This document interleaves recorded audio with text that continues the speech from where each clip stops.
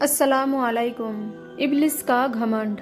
अल्लाह ने सभी फरिश्तों से कहा कि आदम को सजदा करो। जैसे ही अल्लाह ताला ने रूह फूकी तो सारे फरिश्तों ने सजदा किया सिवाय इब्लिस के। उसने अल्लाह की नाफरमानी की और सजदा नहीं की। इब्लिस एक नेक और बुजुर्ग जिन था। उसने कभी अल्लाह ताला की नाफरमानी नहीं की थी। वो बहुत इबादतगर था, इसलिए उसका मर्तबा फरिश्तों में बुलंद था। इसी बात का उसे बहुत गुरूर हो गया था और इसी गुरूर में अंधा होकर उसे अल्लाह के हुक्म को भी मानने से इनकार कर दिया। अल्लाह ताला ने उसे पूछा, ए इब्लिस, तुझे किस चीज ने सजदा करने से रोका? कहने लगा, मैं उससे बेहतर हूँ। तूने आदम को मिट्टी से पैदा किया और मुझे आग से। अल्लाह ताला ने कहा, निकल जा यहाँ से। तुझे हक नहीं कि जन्नत में रहकर तवक्कुर करे। इब्लिस कहने लगा, ए अल्लाह, मुझे क़यामत तक की मोहलत दे कि मैं जिंदा रहूं। तो अल्लाह ताला ने उसे मोहलत दे दी। जब मोहलत मिल गई तो अपनी गलती मानने की बजाय अल्लाह ताला से कहने लगा, मैं कसम खाता हूँ, मैं आदम की औलाद को गुमराह करूंगा। मैं तेरे सीरत ए मुस्किम पर बैठ जाऊंगा। उसके आगे से, पीछे से, दाएं से, बाएं से आऊंगा और उन्हें बहकाऊंगा। आप उसकी अक्सियत को यानी ज्यादातर शुक्र गुजार नहीं पाएंगे। मैं इंसानों की गुनाहों को उनके लिए खूबसूरत बना दूंगा सिवाय तेरे मुखलिस बंदों के। वो मेरे बहकाव में नहीं आएंगे। इस पर अल्लाह ताला ने उसे कहा, तू निकल जाए यहाँ से। आदम की औलादों में से जो तेरा कहा मानेंगे और तेरे साथ चलेंगे, मैं तुझे और उनको सबको जहन्नम से भर दूंगा। जो गुमराह होंगे, तेरी पैरवी करेंगे यानी तेरे कदमों पर चलेंगे, उनके वादे की जगह जहन्नम होगी। लेकिन मेरे मुखलिस बंदों पर तेरा जोर नहीं चलेगा। अल्लाह ताला ने इब्लिस और हिकमत का भी यही तकाजा था कि औलाद आदम की आजमाइश की जाए, लिहाजा उसे लंबी उम्र अता की और साथ में वो सामान भी अता किया गया जो नस्ल आदम को गुमराह करने के लिए चाहिए। पैगंबर आदम अलैहिस्सलाम को इल्म अता किया गया। फिर अल्लाह ताला ने आदम अलैहिस्सलाम को इल्म अता किया और तमाम चीज़ों के नाम सिखाए और अल्लाह ताला ने आदम अलैहिस्सलाम को तमाम नाम सिखाए। अल्लाह ताला ने आदम अलैहिस्सलाम को हर चीज़ का नाम सिखाया। तमाम छोटी और बड़ी चीज़ों के नाम जानती और सिफाती दोनों तरह के नाम सिखाए और तमाम कामों के नाम सिखाए। फिर अल्लाह ताला ने उसकी पीठ पर हाथ फेरा तो क़यामत तक जितने भी इंसान पैदा होने वाला है, सबकी रूह निकल आए। अल्लाह ने सबसे कहा कि क्या मैं तुम्हारे रब नहीं? सबने कहा, आप हमारे रब है। सबने सिर्फ एक अल्लाह की इबादत का वादा किया। मौजूद है जो क़यामत तक पैदा होने वाला है। आदम अलैहिस्सलाम को पैदा करके उनसे कहा कि जाकर फरिश्तों को सलाम करो। उन्होंने फरिश्तों से अस्सलामु अलैकुम कहा, यानी सलामती हो आप सब पर।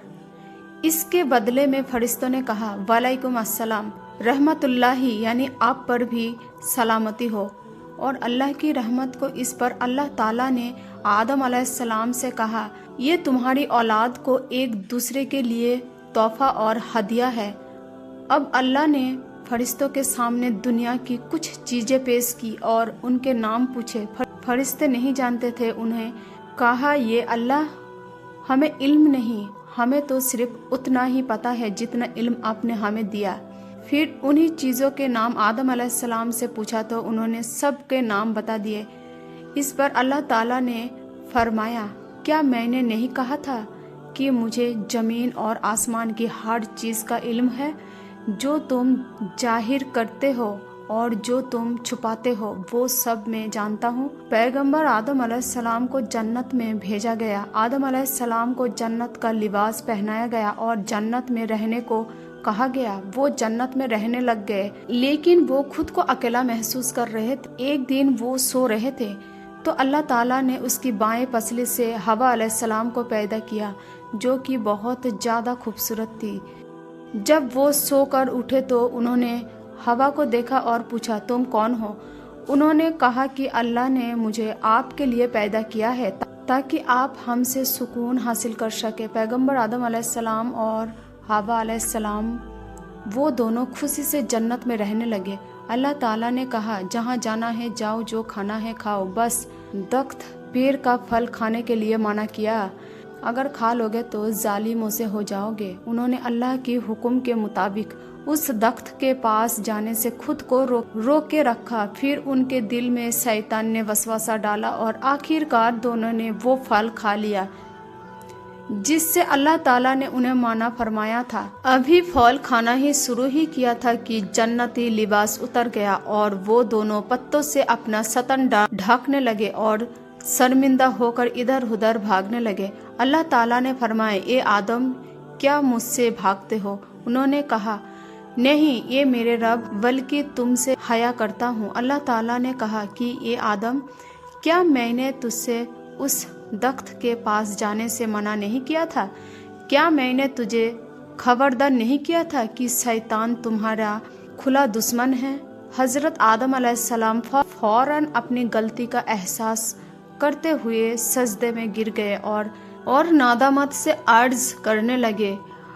آدم علیہ السلام اور حوا کو زمین پر اتارا گیا۔ اللہ تعالیٰ نے جو سب کے دلوں کے حال جانتا ہے، وہ حضرت آدم علیہ السلام کے دل کی کیفیت کو اچھی طرح جانتا تھا، لیکن اللہ کو دنیا کے اولاد کرنا تھا اور نسل انسانوں کو بڑھانا تھا، اس لیے اللہ تعالیٰ نے اسے حضرت آدم علیہ السلام اور حوا علیہ السلام کو حکم دیا کہ تم زمین پر اتر جاؤ اور وہیں پر رہو، اور یہاں بات ہمیشہ یاد رکھنا کہ شیطان تمہارا کھلا دشمن ہے۔ کہا جاتا ہے کہ آدم علیہ السلام کو ہند میں اور حوا علیہ السلام کو جدہ میں اتارا گیا۔ وہ اپنی غلطی پر بہت شرمندہ تھے۔ انہوں نے توبہ کی تو اللہ نے اسے کچھ کلمہ سکھایا۔